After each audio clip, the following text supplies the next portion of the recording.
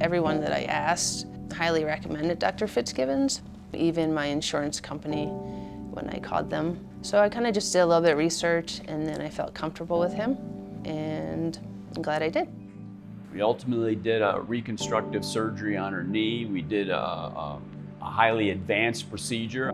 So he did an ACL replacement, which was my second one, and then he did bone grafting and cartilage transplantation. So the knee is holding up awesome. It's been 6.5 years now. I would say that I have far exceeded any of my expectations, and I would probably imagine some of his expectations of what I would be able to do. I'm just really grateful because, I never imagined myself hiking 25 miles, and now I do it every month. I hike every Sunday. I feel healthier, stronger than ever in my life. So for that, I'm super grateful to Dr. FitzGibbons.